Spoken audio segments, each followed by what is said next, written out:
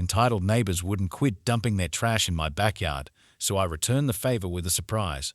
I live in a house, but there's an apartment complex directly behind the back fence in my yard. The entire time I've lived here, I've always found random trash tossed over the fence that has gotten progressively worse. The most annoying thing is all the glass beer bottles, as some of them hit concrete and shatter, which makes it unsafe to let my dog run in the yard. It's such trashy and inconsiderate behavior from people I've never even met, and I finally started trying to push back. First, I tried the legal route. I reported the illegal dumping to 311 as I couldn't figure out how to contact the building manager, and it was to the point of entire full trash bags ending up in my yard. They said they couldn't do anything and I would be responsible for cleaning it up since it was in my yard. Annoying, but basically also gave me the green light to throw us back over the fence, as 311 pretty plainly told me it only came down to whose yard the trash was in. So I went out with gloves and threw every single piece of trash back over the fence. Full trash bags, dirty shoes, beer bottles, used diapers, etc. These people think my yard is their personal dump, and it's not even one neighbor doing it. I caught multiple residents of this apartment complex on camera casually tossing trash over the fence. Not even a full day later, and these losers had thrown it all back over. The audacity.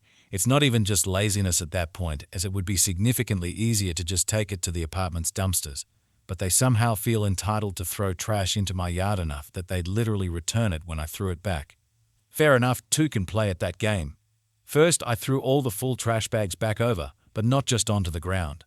I tossed them all the way up to the roof of the apartment complex, which isn't easily accessible and is far from ideal given we're in a tropical climate that will make it smell quickly up there.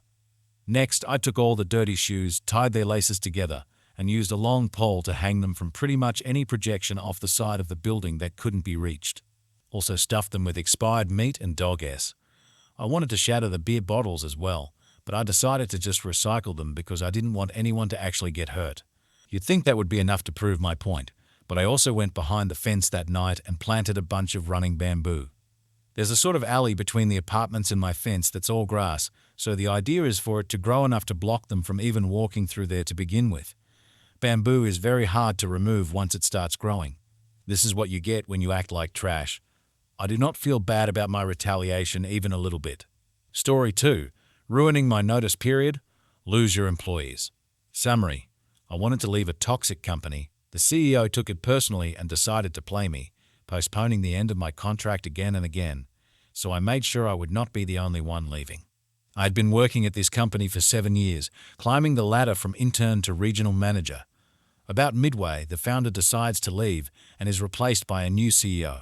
Of course, the new guy comes with his buddies to take over the C-suite and starts meticulously turning what felt like family business into a toxic workplace. They pick their departments like risk players pick their countries, and it becomes obvious after a semester or so that they specialize in growth hacking through aggressive management and questionable business ethics. They don't ask about what we do or who our clients are, they only want to look at the payroll and decide who is too expensive and thus dispensable, and what can be relocated to cheaper countries without digging into the roles and missions of the employees. A year into their reign, people start burning out, quitting or quiet quitting. Our partners and clients are leaving us as well, and our NPS and Glassdoor grade have never been so low. Their quick fix? HR trades hoodies against good reviews. After 2 years, I'm at a stage where I can't take it anymore. Every project I run for them gives me knots in my stomach, and I see no point in working for a company that cares so little about its clients, its employees, and has no reason to be other than make money with no vision nor strategy. I finally say yes to a headhunter and send in my resignation letter. I was confident I could shorten my 3-month notice period as I got such great reviews, so I would have some time off between jobs to enjoy my 1-year-old whom I had hardly seen over the past exhausting months. Next thing you know, the CEO calls me out of the blue to have some kind of improvised exit interview, asking me why I was leaving. I naively thought that exit interviews were about being honest. It turns out not.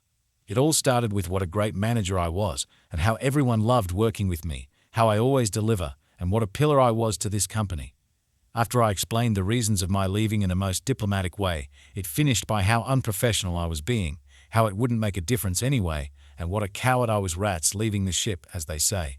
He finished the conversation with, "I know your supervisor agreed to let you go earlier, but she's off on sick leave and I'm in charge. I could help you, but I won't."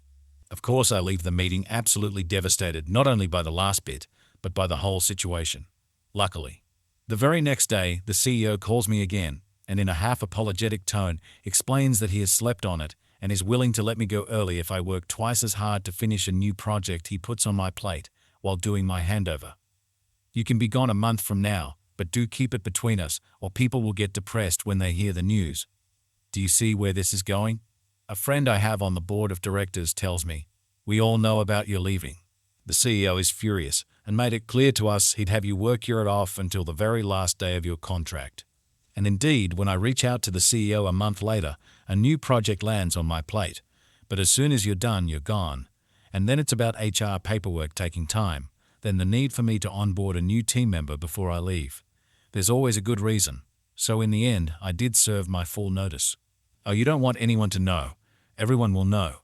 I write a killer review on Glassdoor and send a very short message on the internal network stating I've decided to leave, but without more details. Of course, tons of people reach out and get to hear the full story.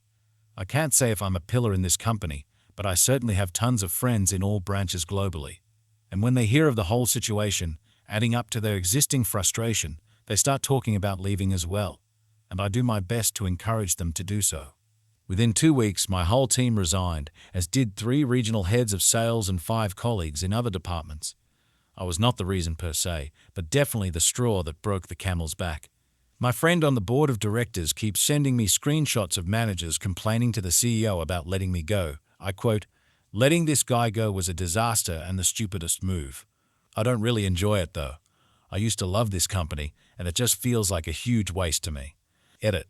I added a precision about me serving the full notice, so unfortunately I didn't get to spend time with my kid. Story 3. Insult my boots. I will embarrass you in front of your friends. When I was in high school in 2008, I was uncool. Lots of rumors about me being a Satanist, etc. I was an easy and sad little target.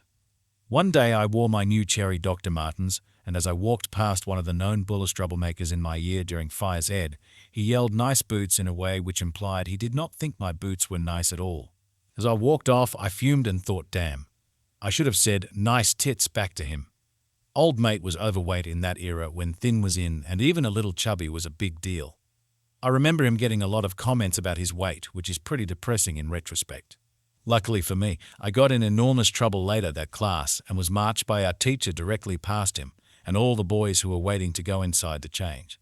Once again, he smirked and said "nice boots," and I smiled and casually replied "nice tits." The boys roared with laughter, and the bully was very embarrassed, and the teacher was decidedly unimpressed. I am not too proud of such a low blow, but it's always satisfied me that the guy mocked me a second time, allowing me to get him back. I didn't have many wins in school, but that one was very petty and fun.